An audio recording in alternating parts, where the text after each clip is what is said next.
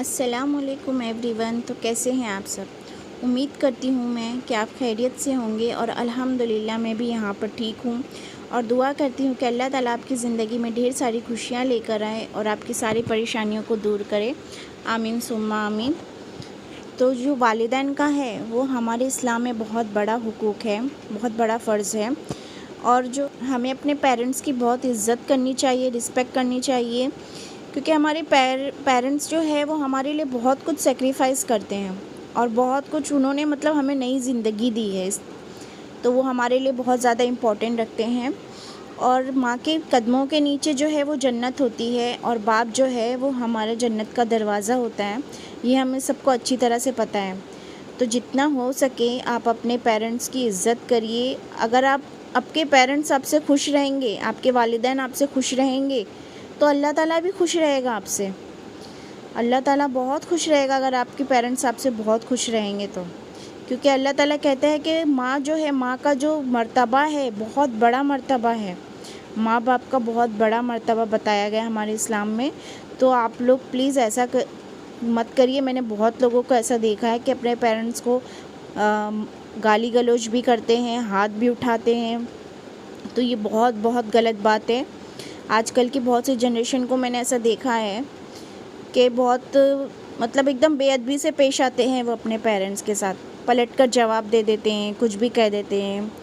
ٹھیک ہے، ان کو کچھ چیزیں اگر نہیں سمجھتی ہیں تو آپ ان کو پیار سے سمجھا سکتے ہیں، کیونکہ ان کو ابھی بھی اتنا نالج نہیں ہے جو آج کل کا ماحول چل رہا ہے کیا ہے. جن کے پرانے پیرنٹس ہیں، جو ایجوکیٹڈ ہیں، ان کو تھوڑا پتہ رہتا ہے کہ کیا ہے کیا نہیں ہے. مگر جو نہیں پڑھے لکھے ہوئے ہیں تو ان کو تھوڑی نالج نہیں رہتی. تو آپ ان کو آرام سے اطمینان سے سمجھائیے.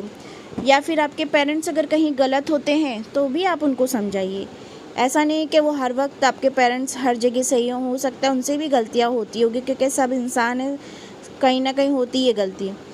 تو ان سے بھی کہیں نہ کہیں کچھ غلط ڈیسیژن ہو جاتا ہوگا یا کچھ غلط باتیں ہو جاتی ہوگی. تو آپ ان کو آرام سے سمجھائیے. یہ نہیں کہ آپ ان کے اوپر چڑھ جائیے، مارے گالی دے. ایسے بہت میں نے لوگوں کو دیکھا ہے اور سنا بھی ہے. تو ایسا مت کریے. ماں باپ کا اسلام میں بہت بڑا مرتبہ بتایا گیا ہے. اللہ ان سے ہی راضی ہوتا ہے جس نے اپنے ماں باپ کو خوش رکھا ہو. خدا نہ خواستہ اگر کسی کے والدین اس سے خفا ہو کے وفات ہو گئے، انتقال ہو گیا، تو وہ بندہ کتنا بد نصیب بندہ ہوگا، سوچئے. یعنی اللہ تعالیٰ اس سے کبھی راضی ہی نہیں ہو پائے گا. اس کو کتنے بھی پھر عبادتیں کر لے، کتنی دعائیں مانگ لے، جب تمہارے پیرنٹس، تمہارے والدین تم سے ناراض ہو کر وفات پا گئے، چلے گئے اس دنیا سے، تو تم کس طریقے سے تم اللہ کو راضی کرو گے پھر؟ تو اللہ اگر راضی ہوئے گا تو وہ تمہارے پیرنٹس جو ہے اس کو تم راضی کرو تو وہ اللہ تعالیٰ تم سے خوش ہوگا. سب سے زیادہ اگر تمہیں محبت کرنی ہے تو اپنے پیرنٹس، اپنے والدین سے کرو. اور وہ بھی اپنے بچوں سے بہت زیادہ محبت کرتے ہیں. اگر دنیا میں آپ کے بارے میں کوئی سوچتا ہے اچھا یا آپ سے محبت کرتا ہے تو وہ آپ کے والدین ہیں، آپ کے پیرنٹس ہیں. وہی آپ کے بارے میں اچھا سوچ سکتے ہیں. تو ایسا مت کریے.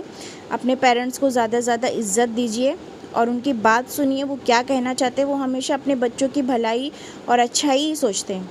کچھ چیزوں میں ہوتی ہے مس انڈرسٹینڈنگ. آپ کا نظریہ الگ ہوتا ہے، پیرنٹس کا نظریہ الگ ہوتا ہے، سوچنے کا طریقہ الگ ہوتا ہے. تو اس میں مس انڈرسٹینڈنگ کو بیٹھ کے کنورزیشن کر کے، جو بھی اختلافات ہیں وہ سب کر کے آپ ایک دوسرے کو سمجھا کے اس کو سولو کریے.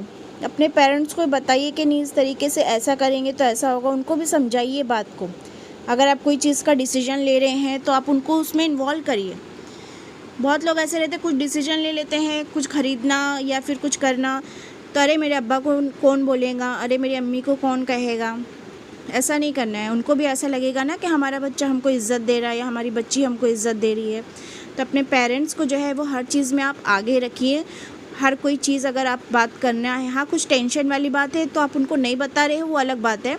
بٹ اگر کچھ آپ کو اچھی چیزیں، خوشی کی بات ہے یا کچھ اچھا ڈیسیجن لینا ہے تو وہ آپ اپنے پیرنٹس کو آگے رکھیے. ان سے پوچھیے، کیونکہ انہوں نے آپ سے زیادہ زندگی دیکھی ہے، ان کو زیادہ ایکسپیرینس ہے آپ سے.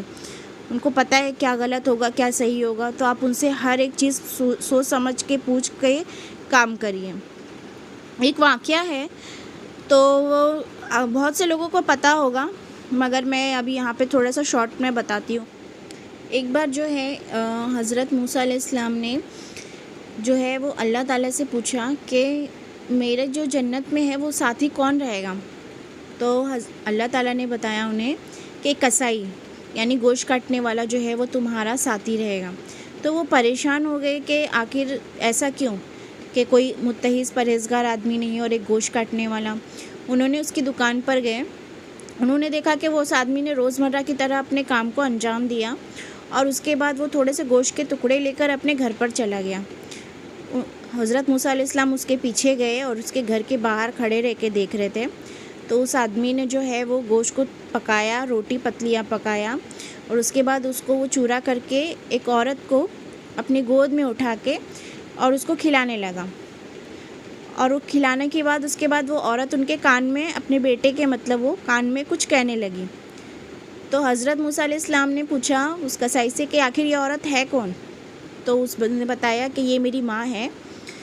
اب میں اس کو بولے صبح میں جب بھی جاتا ہوں کام پہ ان کو صاف ستھرا کر کے ناشتہ کرا کے کھانا کھلا کے پھر اس کے بعد شام میں جب آتا ہوں تو ان کو نہلا دھلا کے واپس سے ان کو کھانا کھلاتا ہوں۔